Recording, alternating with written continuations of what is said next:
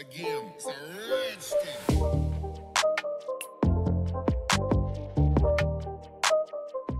Hello friends, నేను మీ Rajesh and welcome to my channel Rajesh మీ తెలుగు యాత్రికుడు.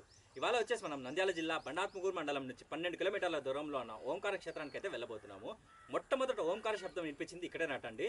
ఇక్కడ వచ్చేసి మనం ఓంకారేశ్వరుని దేవాలయాన్ని, అలాగే కాసినాయన అన్నదాన సత్రాన్ని, కూర్మ పర్వతం మీద ఉన్న అద్భుతమైన శిల్పాలను, వెంకటేశ్వర స్వామి దేవాలయాన్ని అయితే మనం చూడబోతున్నాము. ఎవరైనా నా ఛానల్ని సబ్స్క్రైబ్ చేయకుండా చూస్తుంటే దయచేసి నా ఛానల్ని సబ్స్క్రైబ్ చేసుకోండి. అలాగే ఒక్క సెకండ్ టైం కేటాయించేసి లైక్ బటన్ మీద క్లిక్ కొట్టి అలాంటి కొత్త యూట్యూబర్లకైతే కాస్త సపోర్ట్ ఇచ్చారు. ఇక ఆలస్యం చేయకుండా వీడియోలోకి వెళ్దాం పదండి. హలో ఫ్రెండ్స్, నంద్యాల నుంచి ఓంకార క్షేత్రానికి ఉదయం 8:30 అయితే బస్ అవైలబుల్లో ఉంటుంది. తిరిగి ఓంకార క్షేత్రం నుండి నంద్యాలకు మధ్యాహ్నం 1 గంటకు అయితే ఉంటుంది. నంద్యాల నుంచి ఓంకార క్షేత్రానికి అప్రాక్సిమేట్లీ 23 కిలోమీటర్స్ అయితే ఉంటుందండి. చుట్టుపక్కల చాలా పుణ్యక్షేత్రాలు ఉన్నాయి. మ్యాక్సిమం వాటిని కూడా కవర్ చేయడానికి ట్రై చేయండి.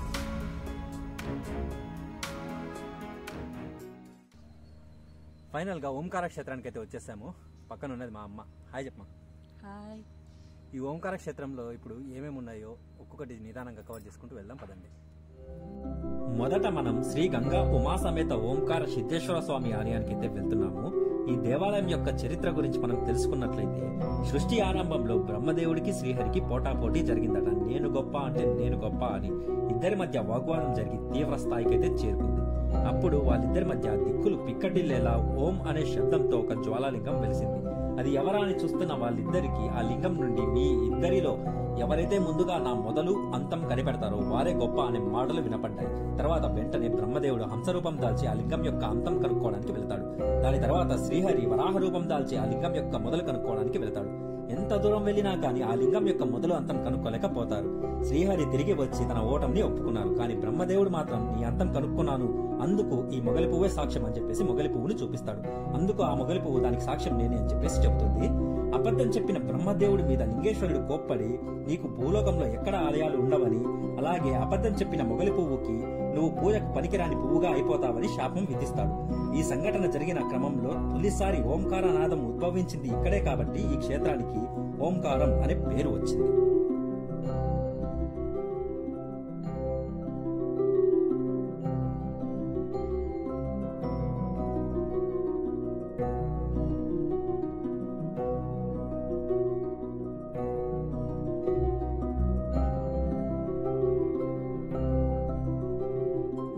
ఇక్కడ మనం ఒక పెద్ద మర్రి చెట్టును అయితే చూడవచ్చు.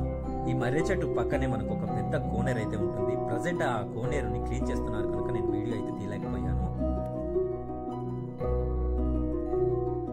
ఈ క్షేత్రంలో సప్త ఋషులు, మహారుషులు, పాండవులు, శ్రీరాముడు, ఆంజనేయుడు కూడా ఇక్కడ తపస్సు చేశారని చెబుతూ ఉంటారు. ఇక్కడ వచ్చేసి మనం నాగదేవత విగ్రహాలను, వినాయకుడిని, అలాగే సహజ సిద్ధంగా చెట్టు త్వరలో ఏర్పడిన ఆంజనేయ స్వామి విగ్రహాన్ని మనం చూడవచ్చు.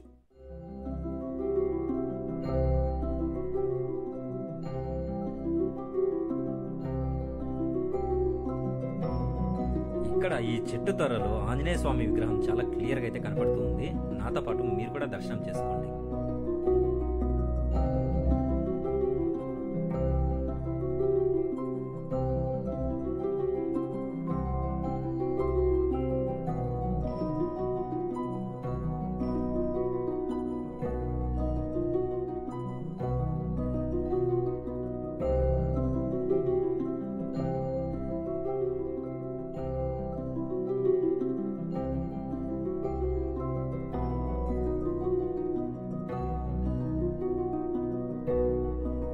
ఇక్కడ మనం వినాయకుడి ఆకారంలో ఒక చెట్టు కొమ్మను మనం చూడవచ్చు. చూడడానికి నిజంగా వినాయకుడి లాగానే ఉందండి.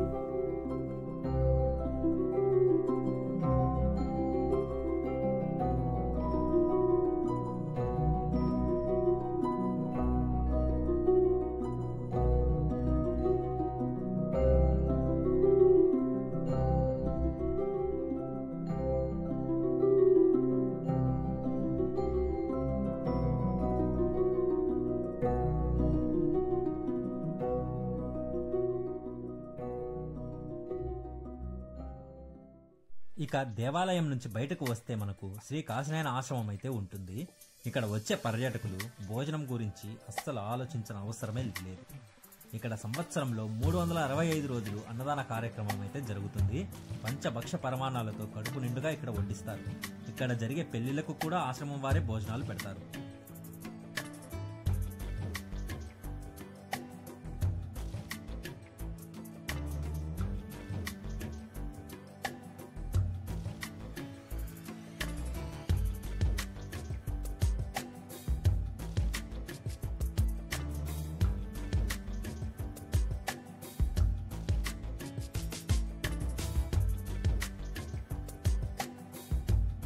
ఆశ్రమం పక్కనే మనం శ్రీ కాసినాయన అద్దాల మండపాన్ని అయితే చూడవచ్చు. లోపల మనం కాసినాయన గారిని అలాగే ఊయలను చూడవచ్చు.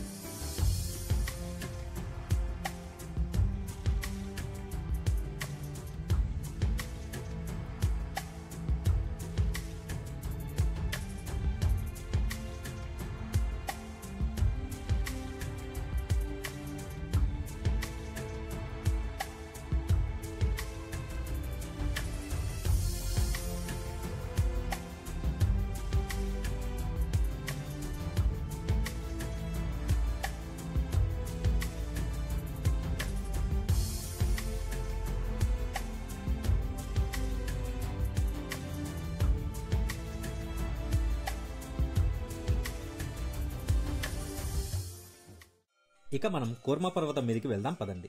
దట్టమైన అడవిలో ఒక 3 కిలోమీటర్లు అయితే మనం ట్రావెల్ చేయాల్సి ఉంటుంది. ఒకవేళ మీరు వెహికల్లో వచ్చినట్లయితే డైరెక్ట్గా వెహికల్ని వేసుకొని కొండపైకి అయితే వెళ్ళొచ్చు. నేనైతే మాత్రం నడకదారినే ప్రిఫర్ చేస్తాను.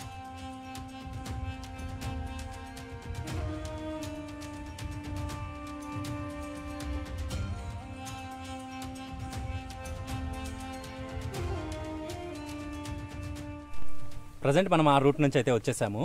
ఎవరైనా వెహికల్స్లో వస్తే మాత్రం ఈ రూట్ నుంచి అయితే వెళ్ళొచ్చు. నడుచుకుంటూ వెళ్ళాలనుకుంటే మాత్రం ఈ రూట్ నుంచి వెళ్ళాలి. నేనైతే ఒక్కనే వచ్చేసాను. మా అమ్మగారు అయితే రానన్నారు, కిందనే కూర్చొని ఉన్నారు. చాలా బాగుందండి రూట్ మాత్రం.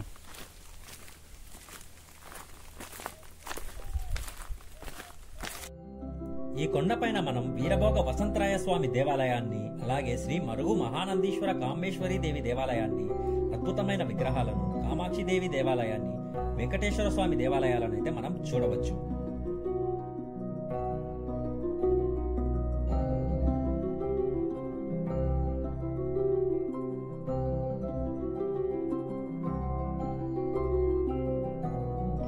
ప్రజెంట్ మనం శ్రీ వీరభోగ వసంతరాయ స్వామి దేవాలయానికి అయితే వచ్చేసాము. ఈ దేవాలయం పక్కనే మనం శ్రీ మరుగు మహానందీశ్వర కామేశ్వరి దేవి దేవాలయాన్ని కూడా దర్శించుకోవచ్చు. అక్కడికి కూడా వెళ్దాం పదండి.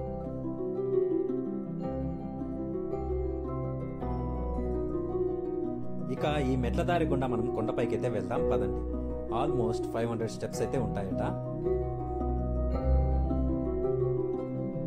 ఇక్కడ మనం కైలాసంలో ఉన్న శివపార్వతుల విగ్రహాలను, వైకుంఠంలో ఉన్న మహావిష్ణువుని, లక్ష్మీదేవి విగ్రహాలను, సత్యలోకంలో ఉన్న బ్రహ్మదేవుడి మరియు సరస్వతీదేవి విగ్రహాలను అయితే మనం చూడవచ్చు. 40% మాత్రమే వచ్చేసామండి. ఇంకా 60% అయితే ఎక్కాల్సి ఉంటుంది. ఒక్కరు కూడా ఎదురవ్వలేదు నాకు. ఒక్కనే వెళ్తూ ఉన్నాను. హార్ట్ పేషెంట్స్ ఎవరైనా ఉంటే మాత్రం ఈ మెట్ల దారి అయితే ఎంచుకోవద్దండి. వెహికల్లో వచ్చేసి ఆరాంగా చూసుకొని వెళ్ళండి. చాలా బాగుంటుంది. అలాగే నడుచుకుంటూ కాస్త ముందుకు రాగానే మనకు హిమాలయాల్లో కూర్చొని తపస్సు చేసుకుంటున్న శివుడి విగ్రహం అయితే మనకు కనిపిస్తుంది. చాలా అంటే చాలా బాగుందండి.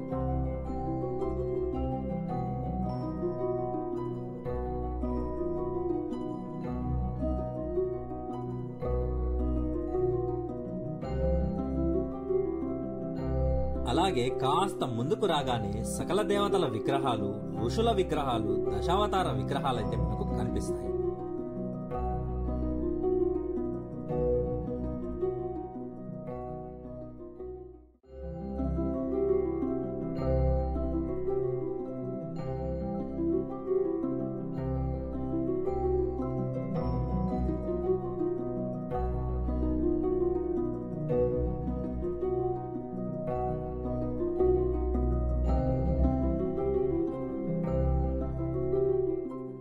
హిమాలయాల్లో కూర్చొని తపస్సు చేసుకుంటున్న శివుడి విగ్రహాన్ని, నరసింహావతారాన్ని, రామావతారాన్ని, మత్స్యావతారాన్ని, కూర్మావతారాన్ని ఇవన్నీ చూసుకొని కాస్త ముందరికి రాగానే మనకు వెంకటేశ్వర స్వామి దేవాలయానికి అయితే దారి కనపడుతుంది. అక్కడ నుంచి ఆల్మోస్ట్ 1 కిలోమీటర్ అయితే ఉంటుందట. ఇక వెళ్ళేసి అక్కడ ఎలా ఉందో చూద్దాం పదండి.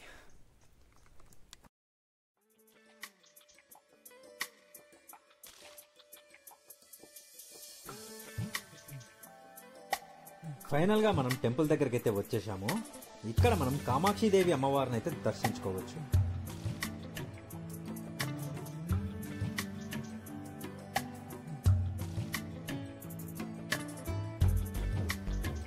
కామాక్షిదేవి ఆలయం పక్కనే మనకు శ్రీ కాళీదుర్గాదేవి ఆలయం అయితే ఉంటుంది. ఇక్కడ అమ్మవారు చాలా అంటే చాలా ప్రశాంతంగా కనిపిస్తారండి మనకు. ఇక్కడ వచ్చేసి వాతావరణం కూడా చాలా ప్రశాంతంగా ఉందండి.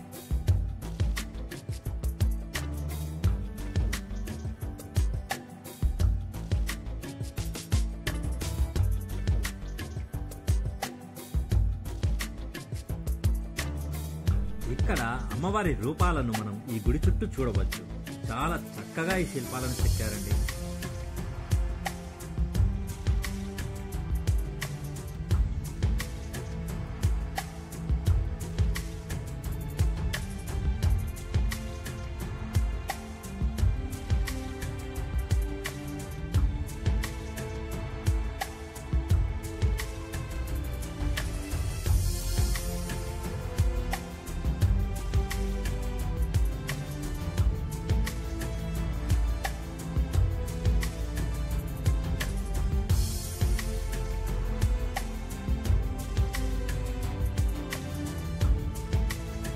కామాక్షిదేవి ఆలయం దాటుకొని కాస్త ముందుకు రాగానే మనకు శ్రీ కాశీనాయన ఆశ్రమం అయితే కనబడుతుంది. ఇక్కడ కూడా 365 రోజులు నిత్యాన్నదాన కార్యక్రమం అయితే జరుగుతుంది.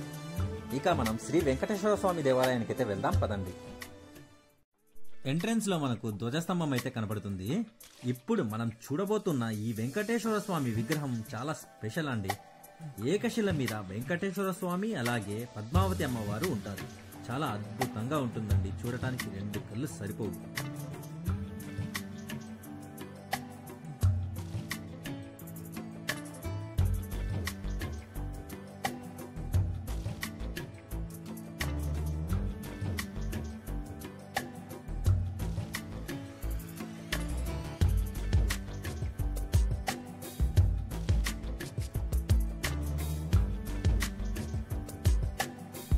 వెంకటేశ్వర స్వామిని దర్శించుకున్న తర్వాత వెంకటేశ్వర స్వామి దేవాలయం వెనుక వైపున మనం శివలింగాన్ని కూడా దర్శించుకోవచ్చు.